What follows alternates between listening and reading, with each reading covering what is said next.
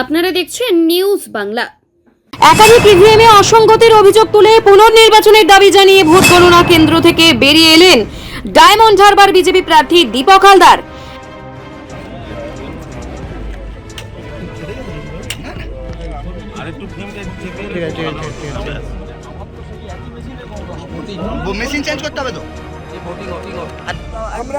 একাধিক ইভিএমে অসঙ্গতির অভিযোগ তুলে পুনর্নির্বাচনের দাবি জানিয়ে ভোট গণনা কেন্দ্র থেকে বেরিয়ে এলেন বিজেপি প্রার্থী দীপক হালদার।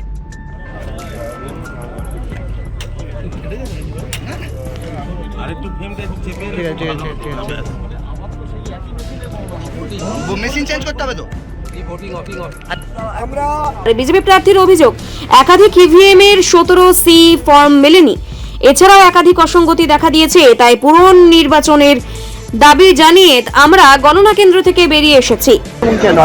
আমরা সিওকে দিলাম এবং তার কপি আরোকে দিলাম এই জন্যেই যে আজকে যে প্রথম পর্যায় থেকে যে নির্বাচনের কাউন্টিং হচ্ছিল তার মেশিনগুলোতে 17C ফর্ম অরিজিনাল ফর্ম দেখাতে পারেনি।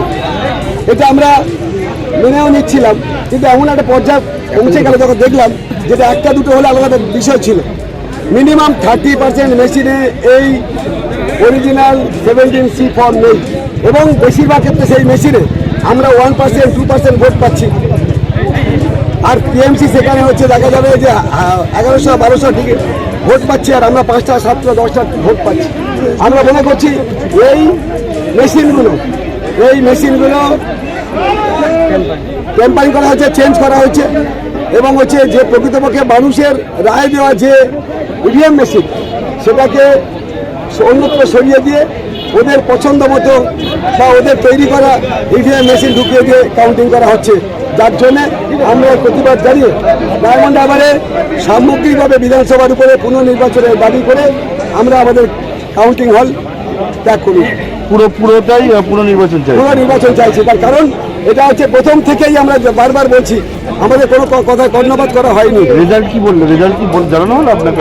আগে রেজাল্ট কিছু জানানো হয়নি। আপনি কি নির্বাচন কমিশনকে জানিয়েছেন? আমি নির্বাচন কমিশনের একটা কপি আপাতত নির্বাচন কমিশনকে জানাতে পারিনি, এই জন্যই আমাদের তো এখানে মেল করার মতো সুযোগ নেই।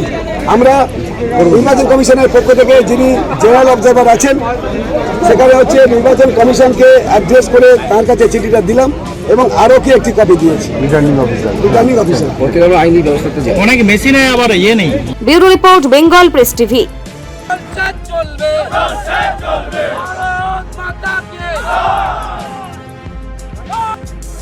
বন্দে